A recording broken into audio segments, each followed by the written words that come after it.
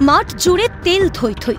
হ্যাঁ, ঠিকই শুনলেন, মাঠ জুড়ে তেল ছড়িয়ে খনিজ তেল তোলা হচ্ছে না। এ হলো চোরেদের কুকর্ম। নামি তেল কোম্পানির ভূগর্ভস্থ পাইপলাইন কেটে তেল চুরি করতে গিয়েই এই কাণ্ড উত্তর দিনাজপুরের গাইশাল বস্তি এলাকায়। গাইশাল বস্তি মাধ্যমিক শিক্ষা কেন্দ্রের মাঠে তেল ছড়িয়ে পড়ে। রবিবার স্কুল বন্ধ থাকায় বিপদ এড়ানো গেছে, কিন্তু স্কুল খোলা থাকলে দুর্ঘটনা ঘটতেই পারত। কি হয়েছে? তেল কাটা হয়েছে। আর কি হয়েছে? কারা করছে এখন পর্যন্ত কিছু জানা গেছে? না না না, গলত বাত। জানা গেছে? আমরা তো বলতে পারছি না, এখানে যা চুরি করার জন্য ওরা কিছু করছে। এর আগে তো আরেকবারও হয়েছিল এখানে এরকমই ঘটনা। বছর দেড়েক আগে ধানতলা সংলগ্ন এলাকায় তেল চুরি করতে গিয়ে অগ্নিকাণ্ডে মৃত্যু হয় চক্রের এক পান্ডার। এরপর বেশ কিছুদিন তেল চুরির ঘটনা আর না ঘটায় মনে হয়েছিল চুরি বোধহয় একেবারেই বন্ধ হয়েছে। কিন্তু রবিবারের ঘটনা ফের চোখে আঙুল দিয়ে দেখিয়ে দিল চোরেদের দৌরাত্ম্য।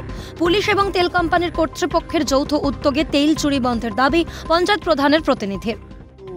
এরকম একটা ঘটনা আগেও হয়েছে, ঠিক আছে? তো এটা নিয়ে আমি বলবো যে অয়েল ইন্ডিয়াকে যে পাইপলাইন বিছেছে ওটা নিয়ে একটা সতর্কতা নেওয়া উচিত, যে কে করছে, যাতে এটার ভালো ইনভেস্টিগেশন হোক, যাতে আমরাও পুলিশকে সাহায্য করতে পারি ওনাদের ইনভেস্টিগেশনে, ওনাদের ইনকোয়ারিতে।